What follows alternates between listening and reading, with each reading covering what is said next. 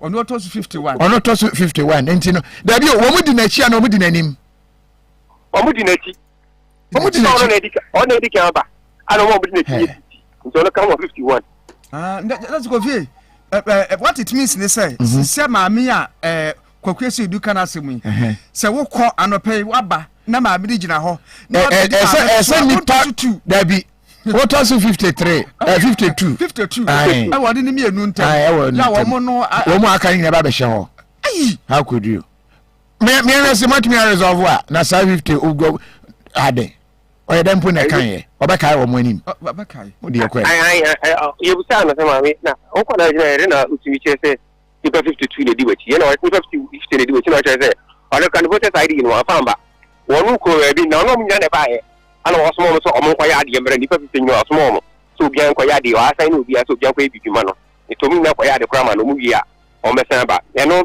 e na so ma penyi ko bi twi mu ho expectation na wa se o ma ti asese de nya hwe nipa tuma de kwa di wachi a e de ya besma to aba ti say de me no ga say asunje ma party mi aba ho no ma bibia ko skwa but we compare 2020 election no to na after ahon ke kano within bibia ma ko police stations amako awo english be tana ma ko no ahon ke kano wo form kakra after 2020 elections by this time na ka ba na chiu bibia chiu no no na ade wa yi pa by this time no ba chiu no e ni pa ka bibia say come on phone me number so go you know o say ono ko job ba ko ni ni pa 3 so go ko ni pa 4 and me ko so but so we with the actual numbers no so much like it no I say the from kakra compared to 2020 elections no just say o area how there we never walk alone for kwa a team bempa Liverpool just say wo mo ejeje ho ni nyina no obi ani wa walk alone wo mo ni obi ne nam do ya de no so kra de no so kra no ni pa 3 it was any time na o ki wi musa but spiritually no o mo di so no e do so pa kwaku ho ni very deceptive oh say udra what dey nipa ba na me kwaba be fa se bia woto aba wo ho na wani bo number no so dance baby a meto aba dey say be nipa be 5 bi na 10 na me sa kofie na nipa ni he dey kire ma ba nipa na ho mo no o mo ye be 80 na wo dey wunnim da bi wunnim because wo nipa be 10 bi no but shishem ene omu nyina abeje na omo kwaba enti won kwambra nse de me nkọ pekoko bi no mbra no omra na ato so be 200 adewe ebeye den kwakwase de dase ma yenko ye next reporter ho ye bese ba ho koso a BBC ya no na wama yehunu de ebeye den wo ho ne se nanka me suggest se wo muduru ho a ye ma numbers but numbers no so no ebi betumi abeje no wokọ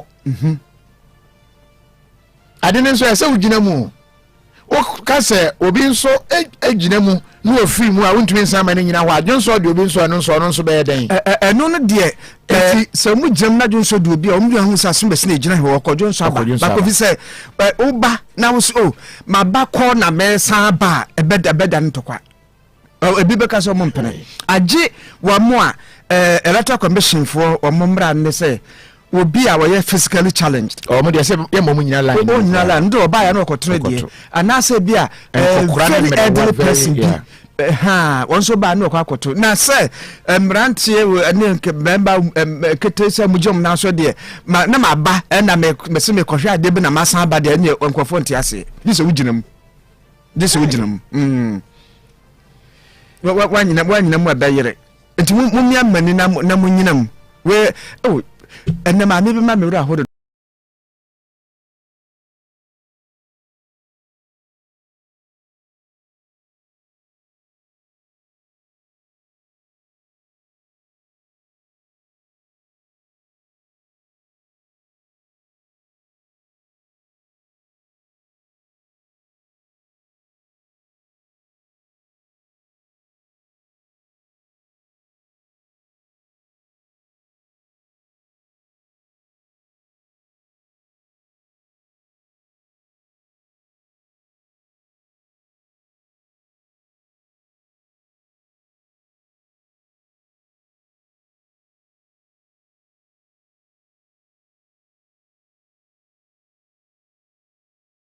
FM so na DNT na wetimi asori ahimachi a wetimi abedu ha ntemu a aka opese oto aba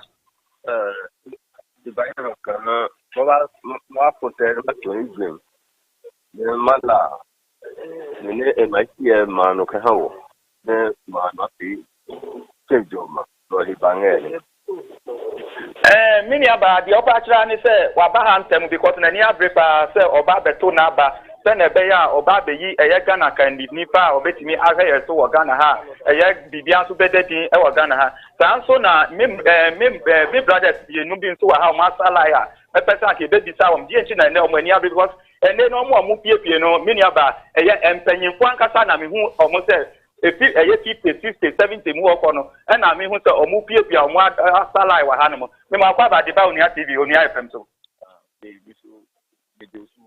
na die nti na wapi anopa ahimachin ya time nso ekra abatu ni nti na yewa ni nti ni wa cricket o ni se kibe wa all the team no ya ready pass it to abano ya ready say to abana amomani ko ni many about dear omonso omokani na aha no every 4 years dia no ya didi kakra epuemu wa ha metimi aka say ye ka member of parliament ene no omugina say omonto omoto aba no Dr. Chumberema oye strong wa ha papa MPP 2020 no omwantimi enyi no na this year ya no muyi ne say oye strong nti no omo pese oba be di omanimu kan e wa ha no sanso na Dr. Abed Nyakote tete ono nso no oye MP a ono nso owayi lokrobo hanom a ono nso no osi onhwe enfi na konya so emma Dr. Chumberema na si ka Dr. Chumberema abakosemu a menia me ka say Dr. Chumberema na oye first vice chairman ewo epueman temu ofi epueman temu a no say kuntunhua a na kira na ekoyinti no sadia obeba ono ani krom yi lokrobo memu no abegina as parliamentary candidate MP na onu ankasa na nyoma pa oye no watimi adi atwa so e wa hanom na onu abegina ya no oni obi ankotese because nipa ojina 2016 2020 no honorable jeche apete ohun na no te o mini abema ana me bra penyi me stani from ana midi makonya no fm na watwa so enti se obi ta me dia aha de eye 50-50 a dodo na so kase mini nokra na me de to edwai dodo na kase ombeto skirt and blouse aha no mo de dodo na yellow crop ha no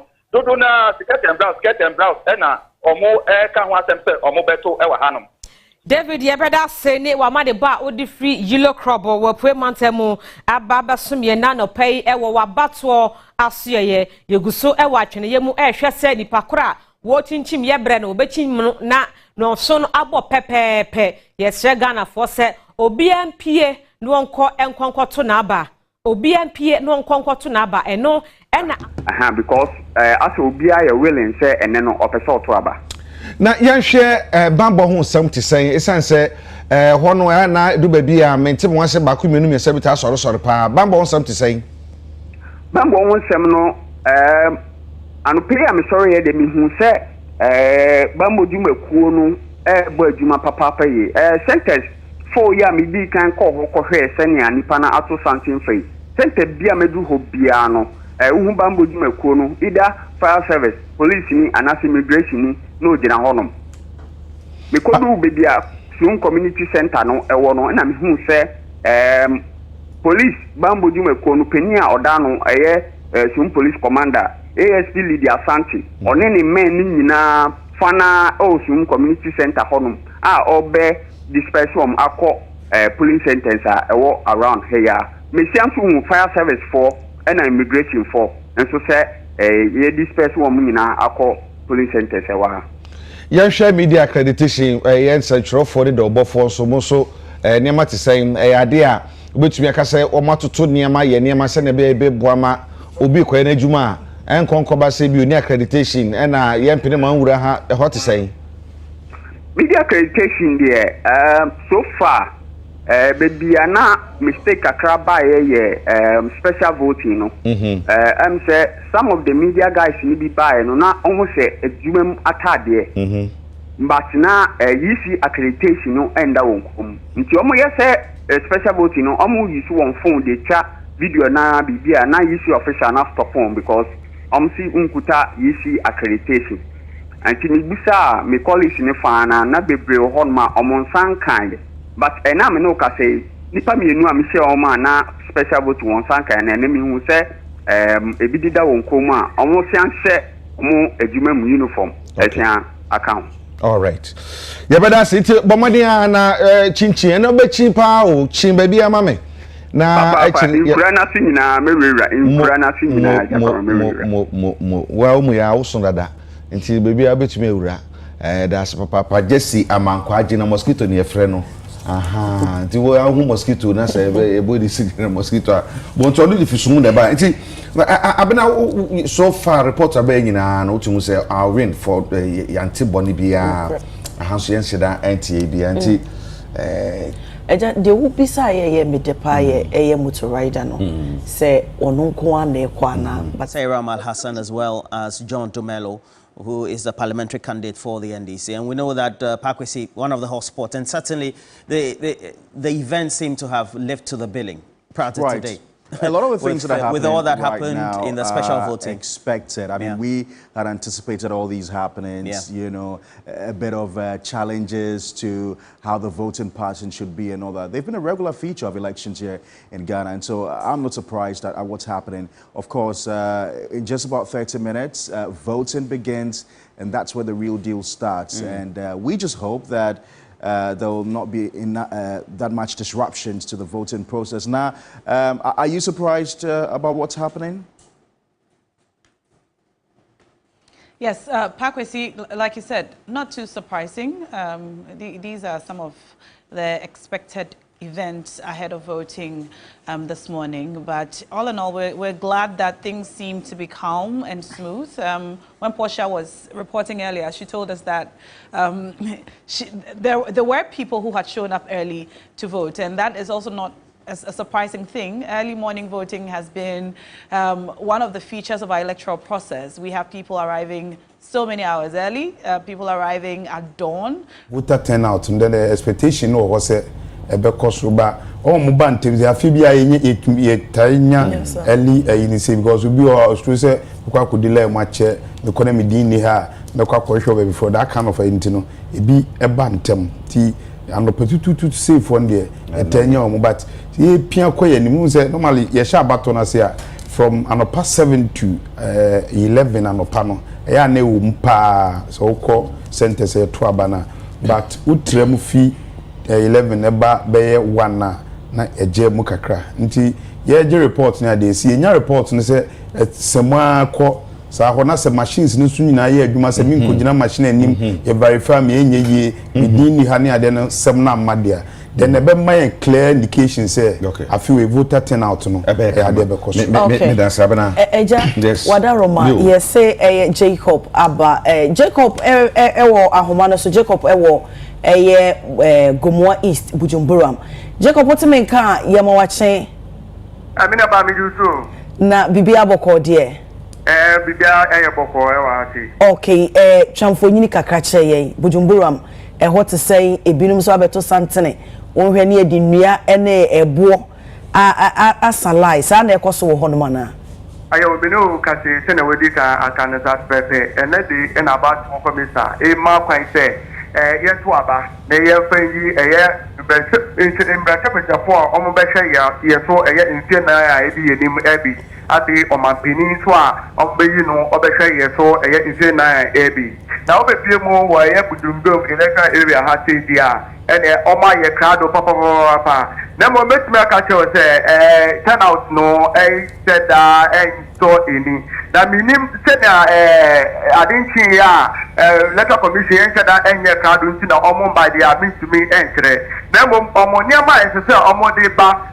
omo de beto aba ene bibia de minu ka se de omo gu onbobo aso a omo hihye na omo aken se emre no beso na omo de eye tubedie no ahihye so bebepie mu wa ha yi de mɛtumi aka kyerɛ sɛ nipa a ɔno ɔgyere mu ma ndc amanyokuo no ɛyɛ desmond petu a ɔno aso na ɛyɛ member of parliament ɛwɔ ɛyɛ Gomwa Ita no ɔno na mabɛto no ɛwɔ ha na mmom ɛyɛ honorable Kojo Asmeni a ɔno yɛ former MP ɔno enya mbepie mu ɛwɔ ha na ɔbɛrɛ kae a ɛyɛ babɔfo ɛde tuo gya sɛ ɛnyɛ ade a ɛyɛ asogyafoɔ anaasɛ apolisifoɔ makatakata ɔmɔnim ɛbɛ abepie mu ɛwɔ bibi a yɛto abɛn ɛna napɛ mbepie mu ɛwɔ ha sori no saa pɛpɛ na ɛkɔ so ɛyɛ fire service for ɛne apolisifoɔ prison for ɛna ɛwɔ ha se a ɔmo hwɛ abatɔ no so a bibia ɛnhyɛ ɔmɔnim a ɔmo nyinaa ɔmo gyinagyina ɛyɛ bibia ɛsɛ ɔmo gyina na ɔmo de hwɛ ɛyɛ abatɔ no so wɔn a ɔmo ba bɛto aba no wonye du ha wotumi kuta wei kuta amanyɔkuo wei wetu fi amanyɔkuo wei ɛfa egyina n'afa wetu egyina ne beebi ɔmo nya ɛnto nsanten sɛ ebi a bibi gyina ha ɛmiri gyina ha na bibi sɛ mu no ɔmo kyerɛ mu sɛ o ɔmo nya nyɛ krado ɛna ha sɛ na ɔmo hyɛ da ɛdɔɔso nti ɔmo twɛn kɔsɛ mmiri ne bɛso na ɔmo reto aba na miniaba sɛ wobɛpie mu ɛwɔ ha sɛ ya abatoɔ mpɛ so a ɔmbɛto aba ɛwɔ ɛyɛ Gomwa Ita sɛ no ɛyɛ 12 electoral area ɛna ɔmbɛto aba no ɛwɔ na deɛ ɛwɔ mu ni sɛ ɛyɛ Honorable Kojo Asmeni ɔno ɛbɛto n'aba ɛwɔ ɛyɛ Budumbrum ha sɛ ɛna ɛyɛ Honorable Desmond Petu ɔno yɛ member of parliament a ɔwɔ Gomwa Ita sɛ no so ɔbɛto n'aba ɛwɔ ɛyɛ Jesu. Hello Jacob. Me tie miniaba. Aha. Na wo body wo say Honorable Desmond Beidu ono beto na ba wo himfa.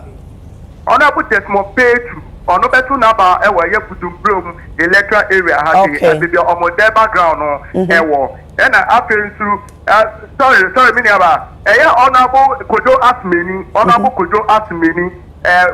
MPBC no ono beto na ba e wo Budumbrum ha dey Honorable Kojo Asmeni beto na ba ewo ye Budumbrum ha dey na Desmond Petu ono ye member of parliament beto na ba wo Gomwa Desum ono akata di krom be di ofre oho na beto na ba ewo. Okay, so what dey ahokeka ekoso no etoto maybe mfie nan ya etwam 2020 na wo beka say this time no ahokeka no wo soro na say enhyeda nye encouraging sa. Abinu ka say dey me call center ho me me gina injira me hwete amafo ayeka do so beto abana na dubra na no mo wofie ebi mo ka beku akwakoton ebi mo su ezi omoniama ebi mo su kra de omo kita omo so ene omoniama omo de omonia je ejuma kwa so omo ba koye ejuma.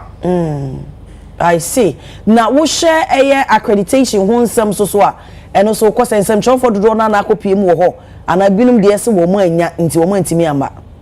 Abinu ka say de me de bo me kom ena me hu nsentro for be me nsanso omo de bo omo kom. Me say enum ni de omo tiregu a omo de enya ambe pie mu nti no omo ncheda emben center ho omo nyina etire na omo de omuni ehwe.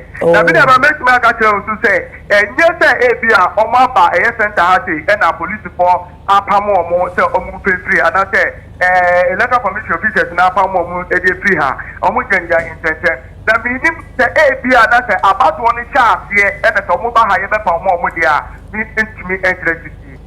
Okay, yo Jacob ye be jai wo ha say na yasan e de ye ni e de akire de be koso bia no wadaroma no ama yaso ate why.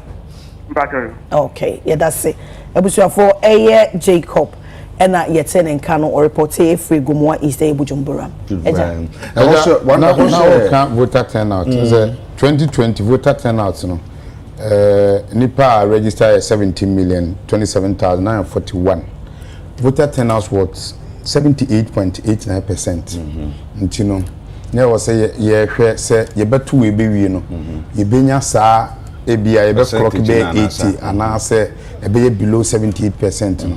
Because we have 78% and I say nipa pi koto pa which even though we sha ke o see it me nya be 80-85 near but 2020 about one voter turnout was 78.8. There's almost 79% any pi koto and this you know year 2024 you know na target say ye betra so. Okay, papa memo ahome so na mafa Abubakar Sadiq of free Bimbila Abubakar bibi aboko de By good, by grace, everything is fine. Okay, thank God. Ubecha if Abubakar na what about won't teach you and answer bofo kwa na abeka. Yanka brofo. Yanka brofo.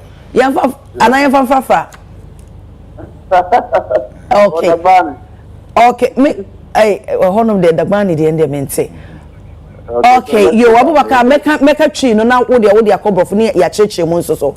Okay, sabre anapa bimbila etesei nipa dodoa APF wom fie abesan line na ena isi nso so ahoboa etesei wo honom. Hello.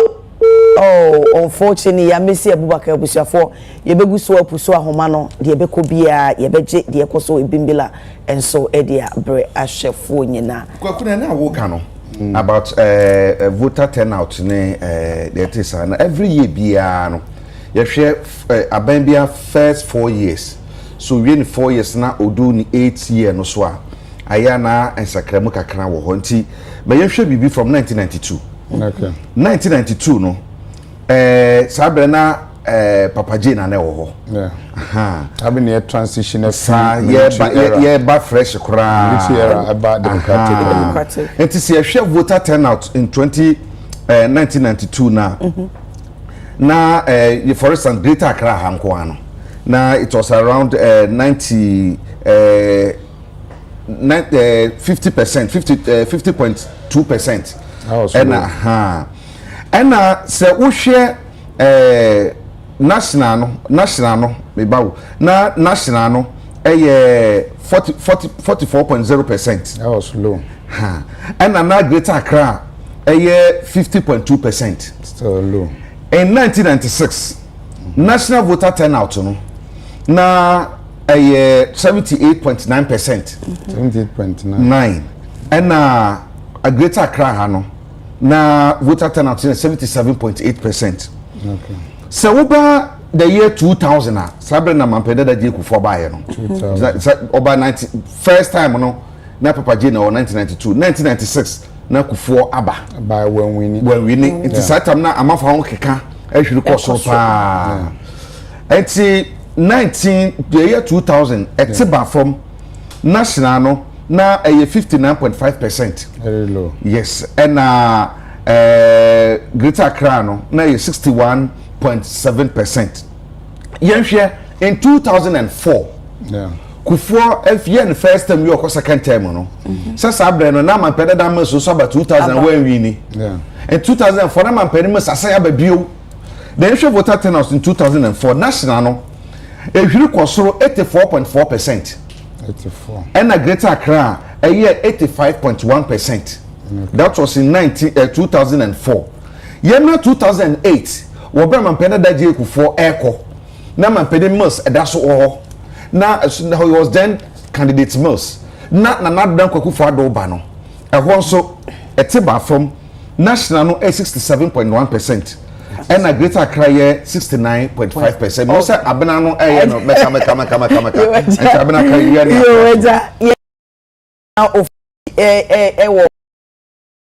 Pabana, good morning. Good morning, Minia. Na pay. Our body at the Nyame adom ye ho adin pa na ede na kwaso of bi o ma ho keka etese fo se wa ko je opon boa me ba to sa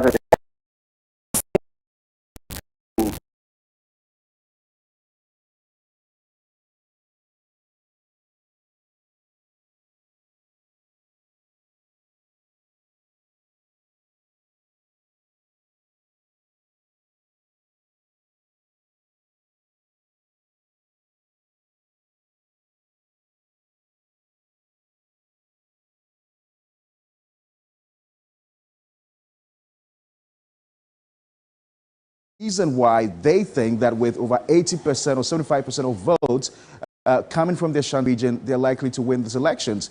And this is because in 2008, Nana Akufo-Addo, in his very first attempt at the presidency, held the presidency or held the vote with just 2 regions, the Eastern and the Ashanti region.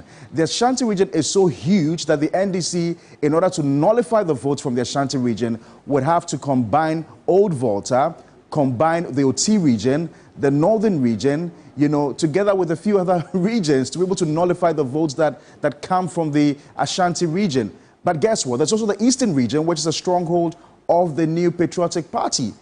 And so the path to presidency has always looked a bit easier for the New Patriotic Party compared to the National Democratic Congress. This is because of the concentration of numbers in the Ashanti region. The numbers are there, huge numbers. Roland, and that's why we've got to pay attention to what happens there. And the NPP has realized that there's a bit of a disaffection amongst the people in the Volta region, and that's why they're trying to eat away certain votes of the NDC in their strongholds. So they're making incursions, or they're making inroads into the Volta region, and that's going to be a challenge for the National Democratic Congress. But they also want to counter that with increasing their votes in the Ashanti region. That's why they're targeting some 30% of votes in the Ashanti region. They did that some time back, but that was in the Rawlings era, where they got about 30 or 35% votes there. But when you compare what they did in 2020 to 2016, you'd see that marginal appreciation, although marginal, it's very significant for the NDC in the Ashanti region, because the votes they garnered in the 2016 elections compared to the 2020 elections was an appreciation. Compared to the New Patriotic Party that saw a decline in the votes that they got in 2016. And if history is anything to go by, we do not expect the New Patriotic Party to appreciate that much, in votes, in the Ashanti region this year. So a lot to look out for. The stakes are really high in this year's elections. Roland? Well, certainly. We'll make sure that we get at least many of the areas that we've already visited, and certainly try to speak to the numbers. Navongo Central will be one of them as well. And then we'll go to the Ablekuma areas, the Ododududo constituency, and then we'll look at the Ayawaso West Wogon, where we've already had the latest update from Evelyn Tingba with the latest as well. But for all the things... Galamse no aseno enti nsuo no mutumi no he no te anope ya hape na obete se na be ya wokọ ba bia na akwata kan say ya te dada captain kan na eno esi eyeye na afei eno achi no wohwa eniama no se de esi ekọ eye na anope no Ghana ye din Ghana ye bokọ ye ba ye drive ye ba adwum no timu se obia won pese omkọ adwuma ekọ won pese omkọ ton made ekọ na afei wohwe other polling stations a wo se omo hyehyɛ eniama no ewo ho officially mamema won te ase abato we obia no wo betimi akova ne yie akamu asama kyerɛ wo yie akyerɛ wo de ebekɔ yie akosi mu yie echen onua if you say yen de hano officially in central Germany name no ye na ye abato asweye. This is the election ye kwa one enipa ye ni da won so 1992 ye kwa akoto aba na president bi anhui na vice president bi anhui 1996 ye kwato aba na president bi anhui na former vice president bia enwuye but ekeka ba ya ABC eneno 2 former vice presidents have said bye-bye to this beautiful country. Ode ka ho na ode eko enkansa aka a ofri winiba aka ho enti na cha say former vice president na womo akrayen Pakwesi Ebinsata nyame emfa ne kra ensie eyi na afei eko enkansa aka enso nyame emfa ne kra ensie yi na afei yem papa Alhaji Alihu Mahama ono so nyame emfa ne kra ensie because 7 December bia no mu yimenu ina no ejirem yeto aba apart from eko enkansa aka ono ne Rawlings yeto wo so aba on the 3rd of November na afei yeto aba mampani baako entiase ono te akonwa so no tetoye na fe mampanin dada baako fly Lieutenant Jerry John Rawlings wo yina no nyame emfa wonkra ensie eyie na 7 December bia no akwanhyiasi every 7th December accident si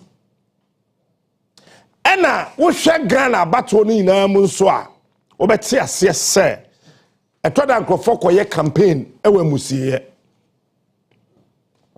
esiye baby esie nipa efunu a omuwo no nkrofo ekoye campaign ewo ho.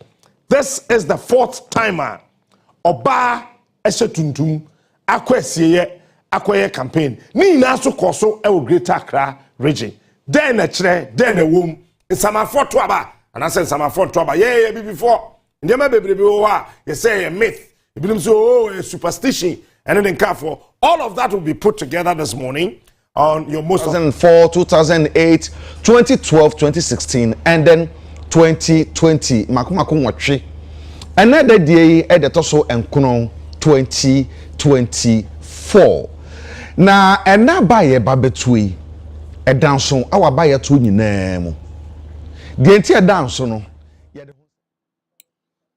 right abusiafo ye mamu nyina baby a obi me ma kwa baba the reason show so na anopay Ghana tenase in Ghana decides and anopay maminchi abusiafo a motimi a join ye nyina maminchi amu nyina na amemfa na ase abusiafo nyina na bra mechiao saso na Charlotte Dolly mechiao Evans Kofi me ma kwa baba the reason show so Patrick Opoku mechiao pa enne Ghana mining nyina beto aba eti me do be call all the centers across the country ye be move around ye come around 360 na information be beto phone bia no we will use the internet access see with me feed Ghana for wo amanone e di chichini benche ye ye be ye adwuma na ha ade nchi but ya sorry see ye be hwede ye koso ye kuro ne friend Ghana no ba bia obia na awotemi nka no me chiao pa Evans Michel Patrick Opoku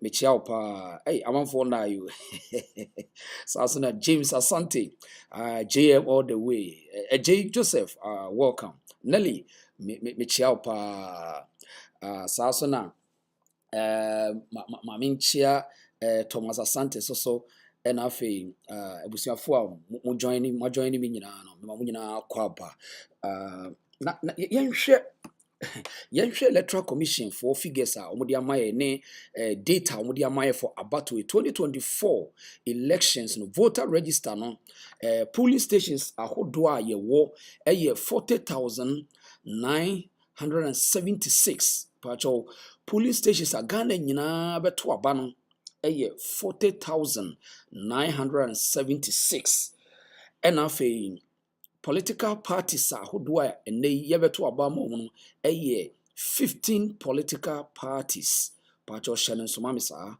and afi valid voters enipa amramu wo mudi wo abato nkrata mu 18,774,159 pacho tini pa enipa wonuma register mudi wo nkrata mu eso wo to aba 18,774,159 and afi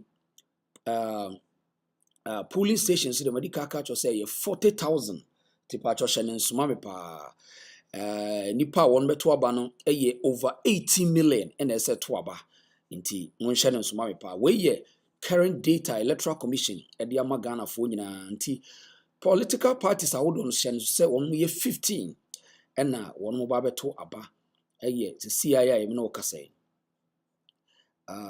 ye aminchia yenuanum bio Bontos Trading Enterprise or say MPP all the way Sasuna Patrick was say Bontos or say MPP all the way pacho oba no adro amahunu so wo line so na ya chia na ya hunu adwumadia ekoso it hide the reason show pacho oba na wa like video no e de amaye baby a obia no Ghana nti na nyina yesiri pe abana sechiwa mechia pa nana bra o Canada nana mechia o me mamu nyina kwaba hide the reason so your friend odi ba to ba na wa like video ni dia and then you be move your cameras na around but you better phone bia no you dey be mount you dey be call rounds you tisim ni afa you be fa bia dey be stop phone bia no jena ha say hide the reason so e ma bibia hu no ye wa say ye didi ye koso nyina de bebrem yenda busuafo nyina se na yenda mo se dane da nyina no mo ne ye etena se na now yenko mame nko ha se na yenhwe de ye koso ewo ofa we mu so hide the reason so me da wase pa yenko ye ni party no so ho bo maye. I don't have the means to buy it. We must be free in this country. That's the main reason why I came here very early to vote. Thank you so much. So we are still here at the exhibition polling station, exhibition Assemblies of God polling station. So as we speak now, the voters are outside waiting for 7 a.m., the clock to strike 7 a.m. for them to vote. So we'll enter and then I'll give you a feel of how the polling station looks like. So Exhibition Assemblies of God polling station at Dansoman in the Blukuma West Constituency. There are 6 polling stations here at the center. The crowd have been here waiting for 7 a.m. to cast their votes. There are 224 polling stations in the Blukuma West Constituency with 99,579 registered voters as compared to 69,633 in the 2020 elections. And Madame Esla also has been MP in this constituency since 2012. The NDC has fielded 3 different candidates in previous elections. We have Victoria Hammer in 2012. We also had Dana Chum in 2016. Reverend Kweku Ado in 2020. He will also be contesting with Eslo. So we have the presiding officer over here. Let me just talk to him. Good morning. You are live on TV3. What is your name? My name is Bright Dravison. And how prepared is the EC for this crucial election in the Blukuma West constituency? For now, we are ready to go, and then everything is set. Everything is set up. So you're just waiting for 7 a.m.? Yeah, to open the pool for people to come in. How many centers are here? We have 3 centers that are divided into 3. So in all, we have 6 police stations. That is A, B, and S, A. Yeah, A, B, which are divided into 6. So you've checked everything and everything is in place? Everything is in place. All the polling assistants and the PO have all reported. So that's the situation here in the Ablekuma West constituency. As I said early on, Madame Esla Usu has been Member of Parliament since 2012.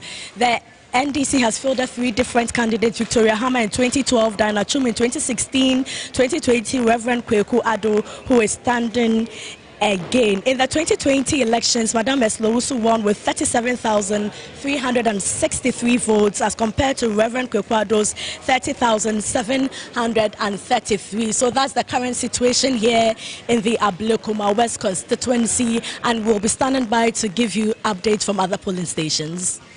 So much, Portia, for bringing us those updates from the Ablekuma West constituency. And we are going to be bringing you updates from across the country. We've got our correspondents everywhere. So stay with us. This is your Election Command Center. We're also live on 3FM and all our live streams. Now, last night, we got some news from the Interior Minister, Roland.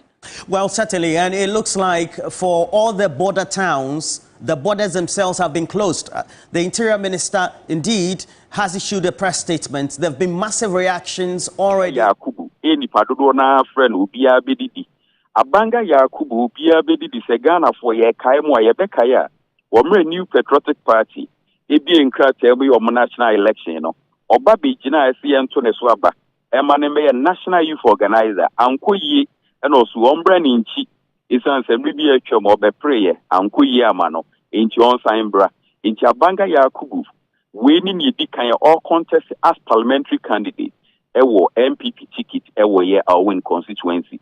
Now in terms of security, bound some the minu Jakwabana, be them pepe ye qua probable ya be a briefing, ye who so be ɛwɔ ha ɔhyɛ military uniform when you hu ɔmo police for immigration custom for obiara no ɛhyɛ ne uniform obiara mfa biribiara nkyekere n'anim so bi hyɛ kyɛ na police for kyɛ bi anaasɛ ɔmo helmet ɔmo hyɛ bi a ɔmo nyinaa no ɛhwɛ sɛ ɔmo betumi akɔkɔ 180 polling station akwa nneɛma etimi akoye nti sɛ menua mebɔ ne tɔfa we na ɛkɔso ɛwɔ Awin constituency wo bi kuku hɔ na saa bɔ na eguo no wɔn atwetwe wɔn din abɔ ho esan so bi betu abasa me na me de beto nyam na de to hɔ wɔn bɛ den hu no ɛgya kwabra obie ni baabi anakra de hye o edin de yɛkɔ yɛ ho so bia depend marker na sɛ jabidi na sɛ paint atwero ni din but buba bia da ho do bia di free ni fie ne baaye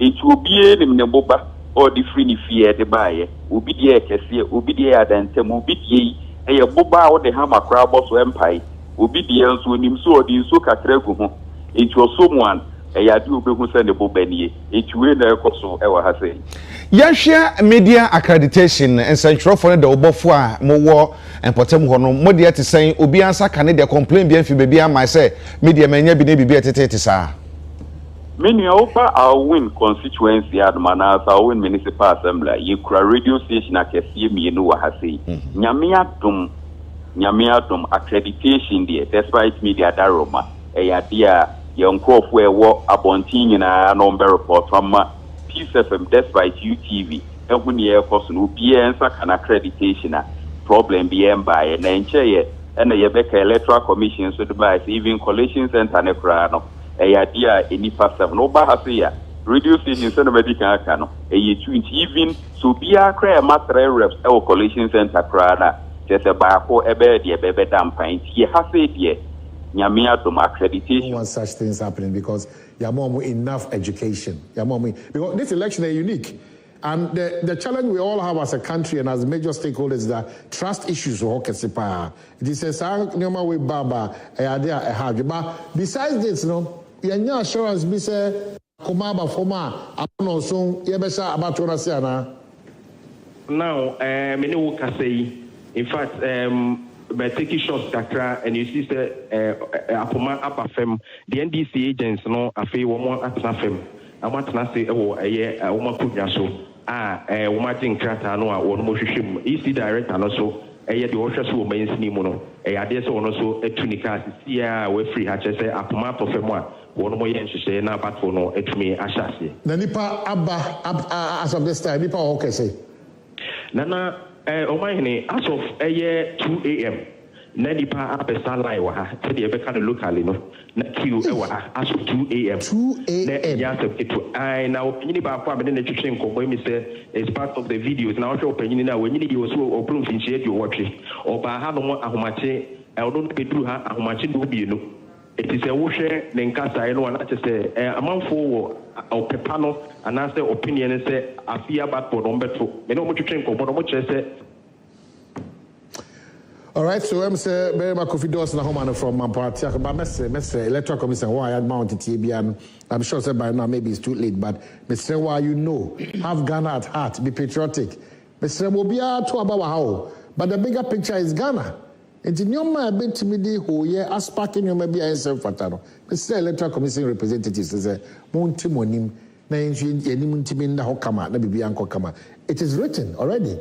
Only pobedi nkunimi de enye wo kanana no because wo kanana ne chaos ebeba but only pobedi nkunimi de ye clear ebeba betodwa acha ne kwese da nwumere wonum na ye nyina obia anya ne smoothness level. Let's not contribute or be a conduit to sakasakayani hoye no but Jan say Eastern Regional Chairman for the MPP Jeff Kunadu kasa about a certain intimidation via ekoso ewo Eastern Region. Jeff Kunadu Eastern Regional Chairman maintain na yensambra back sisi amedi yenkomo say oti yenkai because you don't know what is going to come or happen the next minute.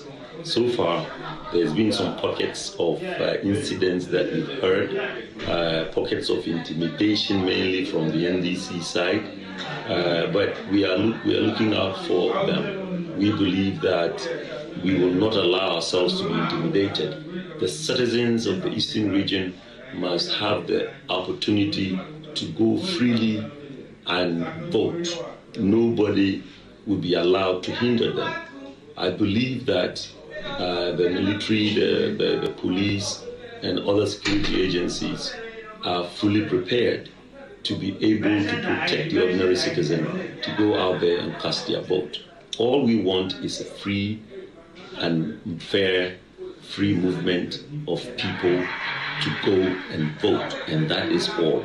We are praying that it happens so for us tomorrow, for every citizen who wants to go and vote to have the opportunity to go and vote.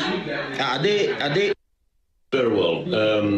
In terms of the Electoral Commission and its preparedness, I believe all the materials going into the district offices are in place. I got my report from our people on the ground, and every district has fully received their materials. Deployment to the polling stations is where the challenges are. You cited the example of a Franklins. The terrain itself makes it very difficult for deployment of these things to get there on time. If you look at the Franklins North, for example, if they don't deploy helicopters, you're sure that ballot materials will get there late. Because you sit in the boat and you travel sometimes all night. If they don't travel this night to take ballot materials to the polling stations and they want to wait until morning, the ballot papers will get there late. So naturally, it would have been very good if choppers will fly the materials from Donkokrum over to the islands. I don't know the work the EC have done in terms of na yede isiseye no amount na yenhwe register no by region ye ko ahafo a na obehu say ahafo 2020 they had about 306,936 2020. 2024 359,284 ena ehwe ni musombe twaba difference of 42,348 pacha omutie mi yo ahafo region 2020 nipa no mutwaba omudi ko register 316,936 2024 42,348 abeka ho enti nipa ekogina hafo atwaba yaje o matum ye 359,284 Ashanti region 2020 na ya 3 and 20,141 Ewutu Senior, and I'm still reminding you that Dr. Paul Hezua, lecturer, University of Media Arts and Communication, say David Agbe, a governance and security analyst, Onaji Bresse, Onjoni Bebon Komafa, about to say the Doma, AC Echo, the senior man, so it's me call. But Ewutu Senior is Central Regional Seminar making Kofi Ewa Homan's Kofi Marche. Oh, Boko, they say, about to say, the Ude make sure more because holiday, one say, a ho. That's what they possible. Oh, Kofi J. Kaswa, they be possible, eh? Oh, I didn't well, Kofi report on me free Kaswa, but always what is in the Bruce here. But I don't pay the no more go Kakradi. Even the your full agent for a ground, go away. I can take it. As I say, I can take you down in the Abaku. I say, Nina Fedica, and the original. And the other ground, over the eye, over the Amanana. I'm a master of the Kama. Good. Examino Casadio, Casua, which is a East. Now, Nipa, yes, and Musen, on Baba to Aba, Amay, Omodo Supply, our Casua, okay. Nipa Umudin, one cat, and we can better about 173,889. 173,889. And the FM is on Babatuaba. Now, back as I have 13 electoral areas. And nipa police stations so I am at 314 police stations.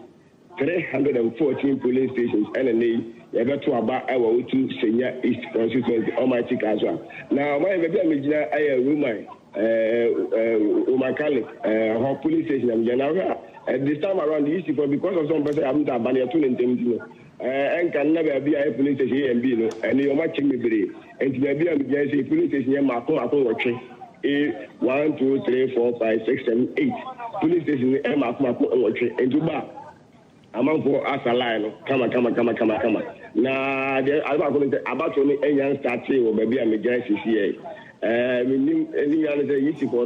delay kakra nti afei ɛna ɔma settle nneɛma nyina wi a police agent ko na ɛhwɛ asɔte ɔmo nneɛma ɛsan sɛ obi ahwɛ nipa dodo a ɛto aba wɔ police station nti afei na yisifoɔ no ɛyi ɔmo nkrataa na ɔma hwehwɛ mu na afei police agent ko nyinaa nso ahwɛ ɔmo nneɛma kama ɛna afei na ɔmo hwɛ sɛ obi a ballot boxes no ɔmo hwɛ na afei ɔma settle no na asa na ɔma yi ɛde afiri ɔmo nka na kusisi box no nti ɔma yɛ baabi a megya sisi adeɛ about when you started our Kaswa Halim say, baby, I mean, is a room, police station, honorable exam police station, and the animal, she on the genesis here, and I can say, dear, I don't know about the 20 Lanka, capture the Tiadum, but when you're a about and started. And the Kaswa there for now, everything I can say, come and security policy, or more has a police station. Police and police officer, fire service officer, and custom officer, so age hand to ya. Said, be a for now, dear. Maybe I'm a all right. For now. All right. So from a to senior East, Ocas agency, as a debut report, you might do expect to see BBNC and Kofuji, thank you so much for your report. Whereby he goes about a year constituencies with the biggest number of the top 10 largest constituencies in Ghana. Omunipe to about a dose, almost 3 years per Dom Kwabenya.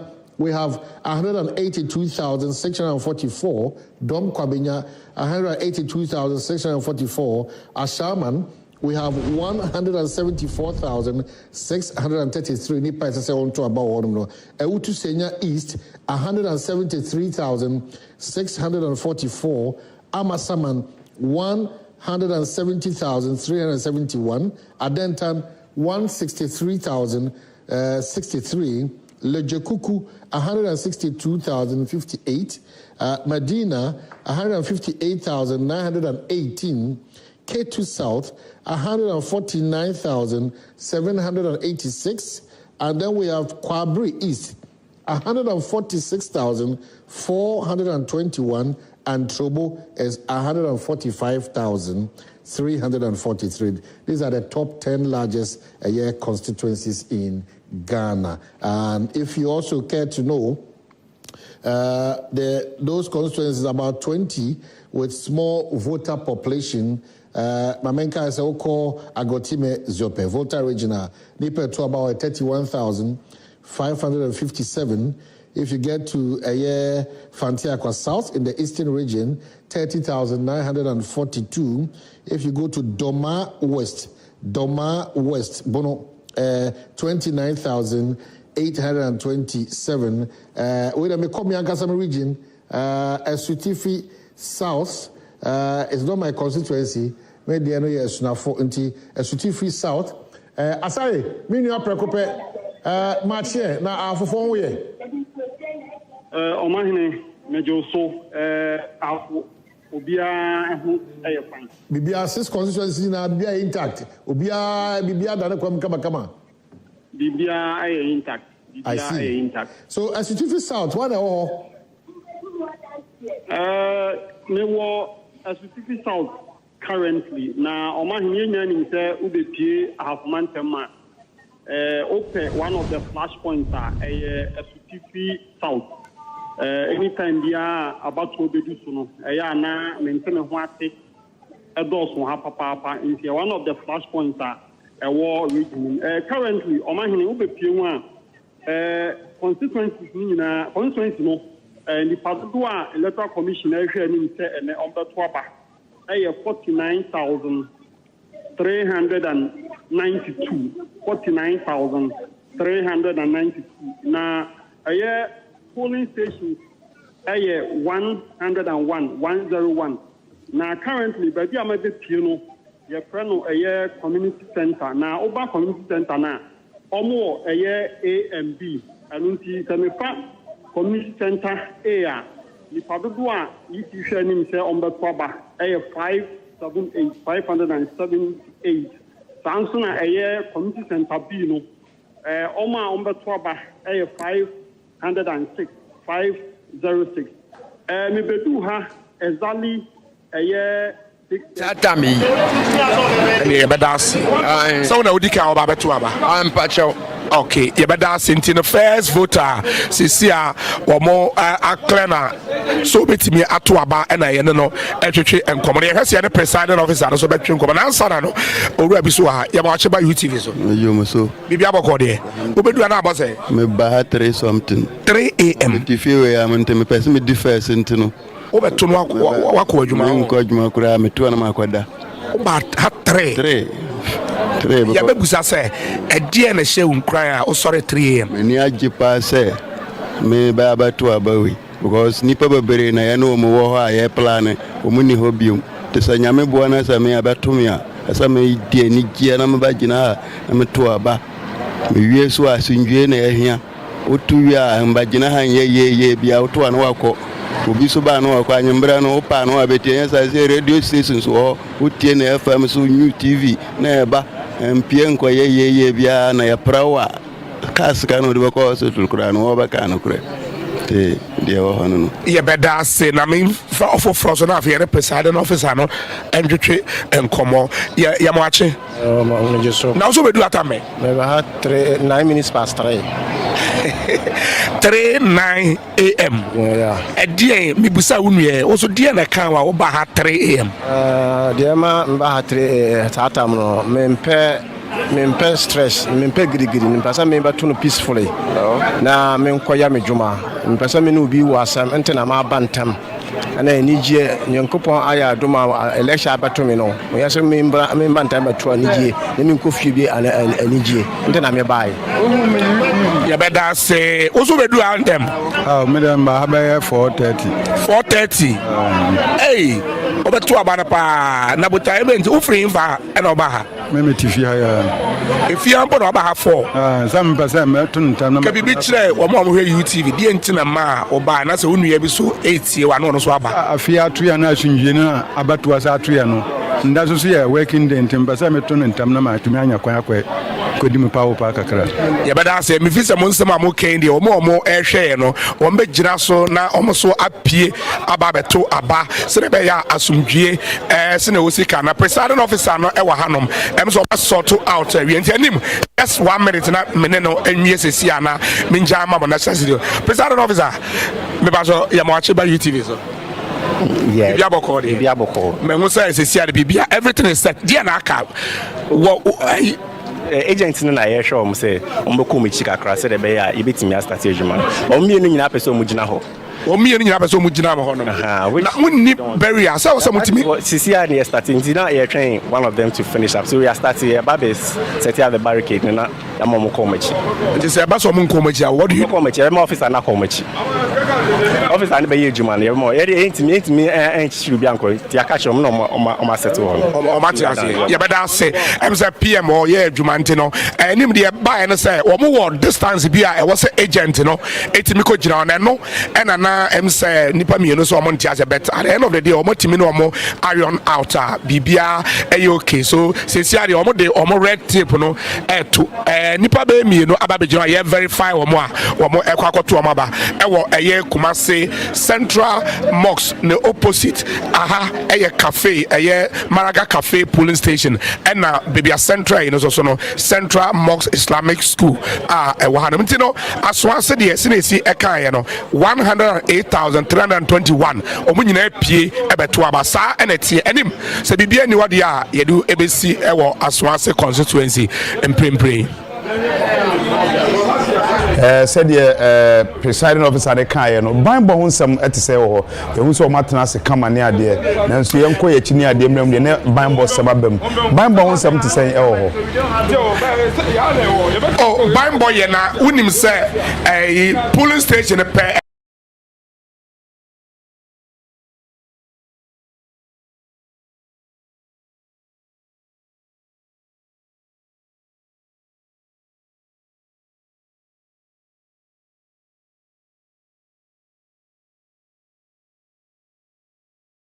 apart from baby a hot spot police for identify na pair one and they see a security near wa I'm the prisons officer but oba no no much makasa so we know any method be anya say we metro and as say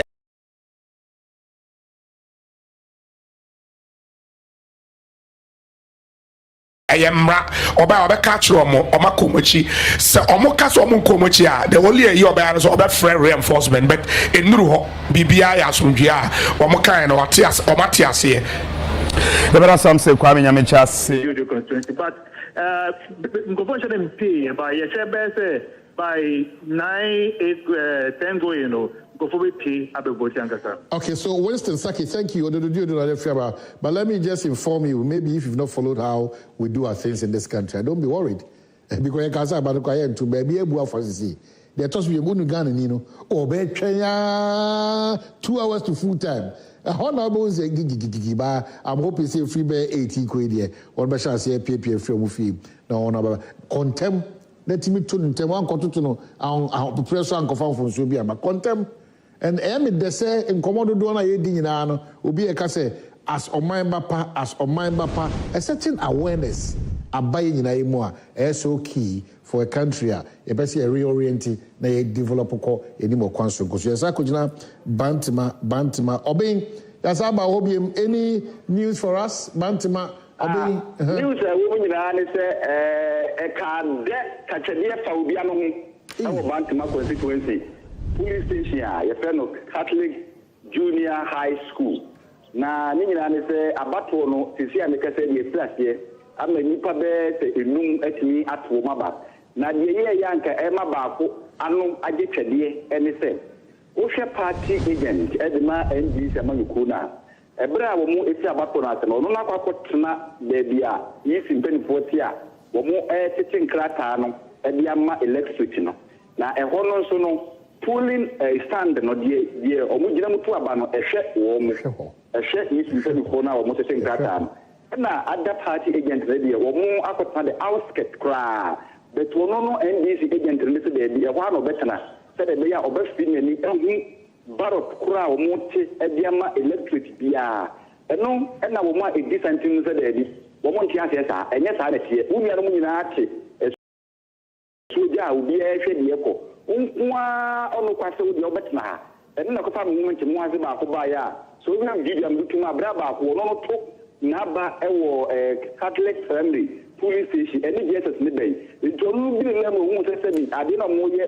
agent no e na bufu e ka de ha ko den no e bi twede but e see no aha na so nka so security issue na police ni ba ko pe e police station ha ai ni pa do na so ha wo mo eto wo mo aba wa ha se see di asu bipa na de ko mark sa me ti mo ase ne ba ye no so na agent de wa see wa no betra because we say when G pop extra back from so ha ni sanse osu se wo mu bit mat ba to be ni no ama ba akofo abobo tim into odo so obetana ho na wa timani peti a wo da so si wo tini na na police for na dom ba ko da wa mu bwani de wo mu butu wo mu enwoma ni hina ba wo mu materials hina ba na so nkrofo na ho na isa enda me bisa papa bi ko me ni nkrofo ni de se bi kasa o ma 2020 ba de sabu je be kwa fa wo na so mu hu ade kra ene almost 7 o'clock oho hina ye hwe sa to mu gidi se nkrofo beba nti me no ka se me nam kwan so amekọ ha to presby oho so afafere so oho so ahobua ne kise Batomic primary school oho de wo mu materials ni aba me ne electoral commissioner ne representative oho ne kasa o si wo mu bibia ba je se o mo check agent ni bitu me ne kasa o si bibia ba o mo bi se o mo check enche bia o mbesa se aba no to nti ne ko Atomic your friend said ha to Fred you have mentioned ba atɔ me kɔ bi ma ba bɛhwɛ sɛ wɔn asase a nti deɛ bɛsi bia no so mede bɛbrɛ mu. Mo rohwe baby akwae no a wo say amanfo nhyɛda ɛma hɔ papa ba wohwe a ɛhɔ yɛ baby a voter population ɛdɔso yie paa ne petrol ba hɔ no dɔso paa wogye di sɛ ɛbɛdu awia bere mu no ne nasefo na amanfo ho keka wo mo de ɛba no wo anticipate sɛ bi a ebi ɛbɛka ho ɛbɛyɛ sɛ de ɛhwɛ kwan sɛ nipa dodo no abɛbɛto aba. We say Ghana for the sometimes we be do last minute too. Into me the sound of me say for the banaya and you be a do or the near man back me be or you are the bad. Me the beginning on the bad on the bad. Now I'm quiet to say 2020 by this time now who's na man. Na me will give you say for the bad. Okay. Eda semoro eda sepa na ye hwe kwan se bebia obekọ no se no obedi nkomo eda sepa papa ye nua alaji moro ne yete ne kan ye nkọ kokwa sante wo kokwa sante ewo ayawa so west kwaku ma chi en ye ga wo oba na ayawa so west what is saying oba nyankopon adom ene ma nyina hwase mimi dem bedru ha 634 no hia bopa ho sema aduasa enan na me wa ha afei na mpanifo no aba o ma hwase ye keka ne ma de asise ni mu na abato na hwase e bo no so pa ho sema nkwan na nipa odi kan ehye na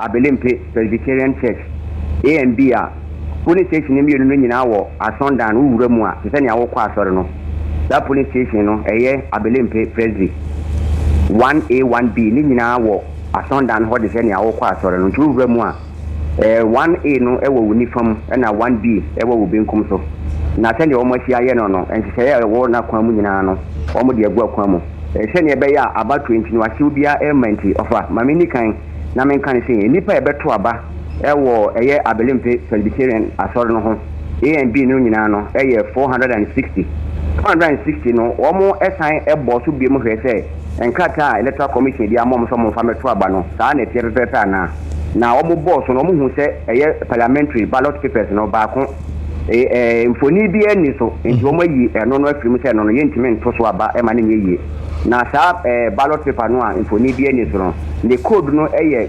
000681 0006821 eye blank sheet nti mfoni bi eni sa ballot paper no so na afiri so oba no eye presidential no so a eno so no enipa 460 ena eni da kwan say ombeto eno so wo mo ebo akire no ade ana wo mo amfa ba kwan hye menti wo firi 15 a na nka obekọ 16 se ne ye kenka 1 2 3 no 15 no eno ama nti wo firi 14 obe jump akọ 16 nti eno so wo mo se brofo a mo de ama no ye omission eno so mo nyamienu ewo mu nti wo hwa na eho no so no akwakoye 458 instead of 460 me no ka say ba ne bambo mu a migration officer ba ko na mahunu say wo hwe ha in fact nipa no a wo mo abegina hore nyina no obia di ne kwan mu din a je say ye keke mu ye bompa ye no ma hwase a wo mo eto na police station code a wo mo to aba no eye C110201D na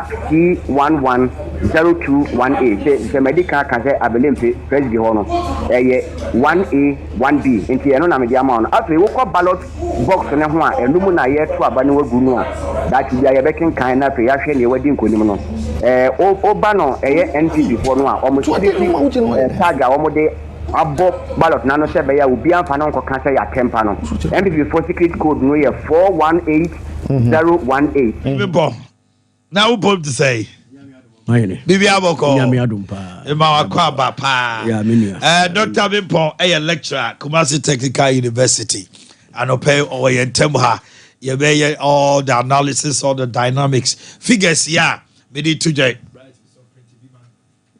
na yetimi atrans ni ahye the narratives no send ye dodoa constituencies no ne region no increment in number of voters no ne ahye say betima sesen bibi and na say sesen bibia na meka 20 top constituencies FM nipa edoso o high to aba Ketu South 149,155 Kwabri East 146,421 Trouble 145,000 343.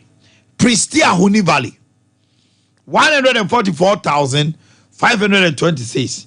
Then we go back to Accra and Yaosotium 144,301. Techiman South 142,255.